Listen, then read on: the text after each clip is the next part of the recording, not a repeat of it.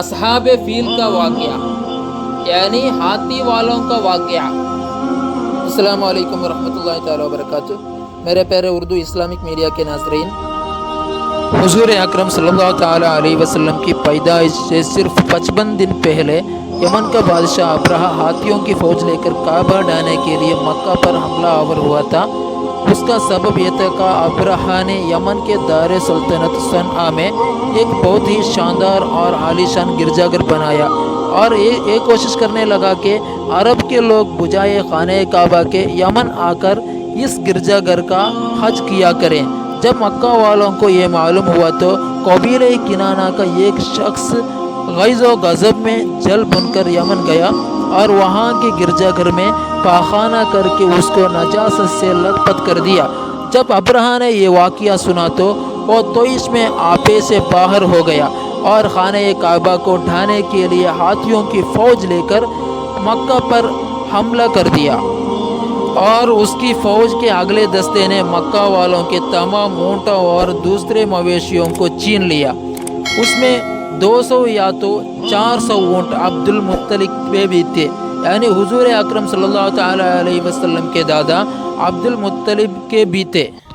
عبد المطلب کو اس واقعہ سے بڑا رنج پہنچا، چنانچہ آپ اس معاملے میں گفتگو کرنے کے لیے اس کے لشکر میں تشریف لے گئے۔ جب ابرہہ کو معلوم ہوا کہ قریش کا سردار اس سے ملاقات کرنے کے لیے آیا ہے تو اس نے آپ کو اپنے خیمے میں بلا لیا، اور جب عبد المطلب کو دیکھا کہ ایک بلند قامت، روبدار اور نہایت ہی حسین و جمیل آدمی ہے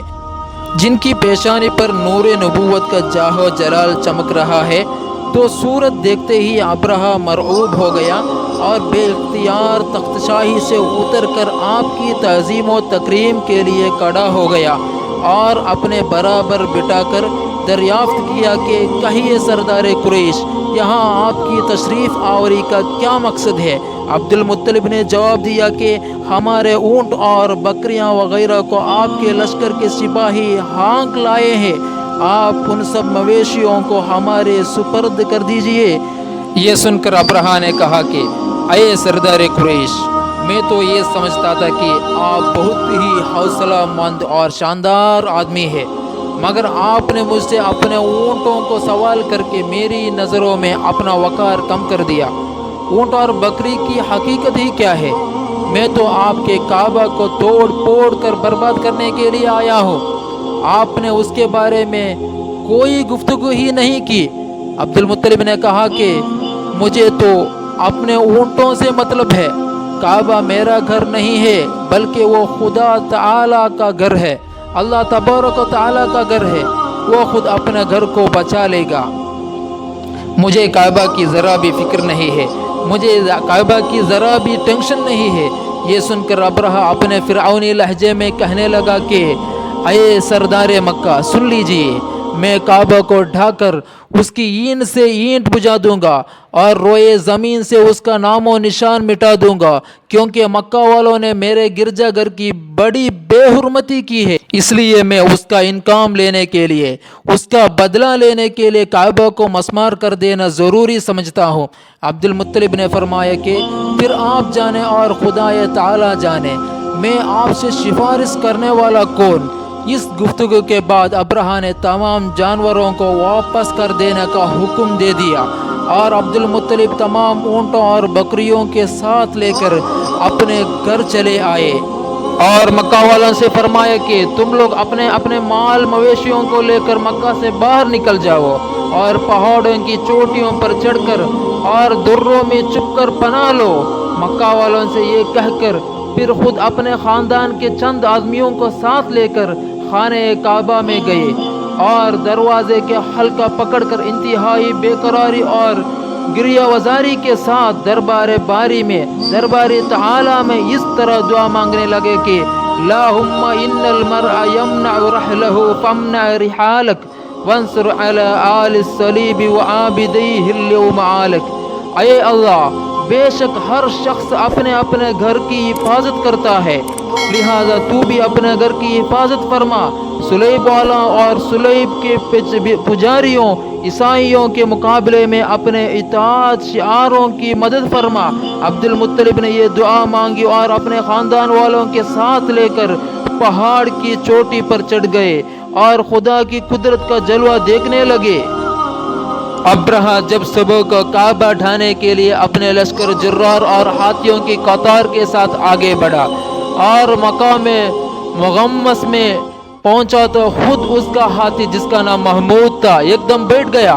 ہر چند مارا اور بار بار للکارا مگر ہاتھی نہیں اٹھا۔ اسی حالت میں قہر الہی ابابیلوں کی شکل میں نمودار ہوا اور ننھے ننھے پرندے جن کے چونچ اور پنجوں میں تین تین کنکریاں تھی سمندر کی جانب سے سمندر کی طرف سے حرم کعبہ کی طرف آنے لگے۔ ابابیلوں کی ان دل بادل لشکروں نے ابرہہ کی فوجوں پر اس زور شور سے سنگ باری شروع کر دی کہ آن کی آن میں ابرہہ کے لشکر اور اس کے ہاتھیوں کے پرخ سے اڑ گئے۔ ابابیلوں کی سنگ باری خداوند قہار اور جبار کے قہر و غضب کی ایسی مارتی کہ جب کوئی کنکری کسی فیل سوار کے سر پر پڑتی تھی تو اس آدمی کے بدن کو چیرتی ہوئی ہاتھی کے بدن سے پار ہو جاتی تھی۔ ابرہہ کی فوج کا ایک آدمی بھی زندہ نہیں بچا اور سب کے سب ابرہہ اور اس کے ہاتھیوں سمیت اس طرح ہلاک و برباد ہو گئے کہ ان کے جسموں کی بوٹیاں ٹکڑے ٹکڑے ہو کر زمین پر بکھر گئے۔ چنانچہ قرآن مجید کی سورہ فیل میں خداوند قدوس نے اس واقعہ کا ذکر کرتے ہوئے ارشاد فرمایا کہ أَلَمْ تَرَ كَيْفَ فَعَلَ رَبُّكَ بِأَصْحَابِ الْفِيلِ أَلَمْ يَجْعَلْ كَيْدَهُمْ فِي تَضْلِيلٍ وَأَرْسَلَ عَلَيْهِمْ طَيْرًا أَبَابِيلَ تَرْمِيهِمْ بِحِجَارَةٍ مِّن سِجِّيلٍ فَجَعَلَهُمْ كَعَصْفٍ مَّأْكُولٍ۔ کیا آپ نے نہ دیکھا کہ آپ کے رب نے ان ہاتھی والوں کو کیا حال کر ڈالا؟ کیا ان کے داؤں کو تباہی میں نہ ڈالا اور ان پر پرندوں کی ٹکڑیاں بھیجیں تاکہ انہیں کنکر کے پتھر سے مارے تو انہیں چبائے ہوئے بس جیسا بنا ڈالا۔ جب ابرہہ اور اس کے لشکروں کا یہ انجام ہوا تو عبد المطلب پہاڑ سے نیچے اترے اور خدا کا شکر ادا کیا۔ ان کی اس کرامت کا دور دور تک چرچا ہو گیا اور تمام اہل عرب ان کو یہ خدا رسید بزرگ کی حیثیت سے قابل احترام سمجھنے لگے۔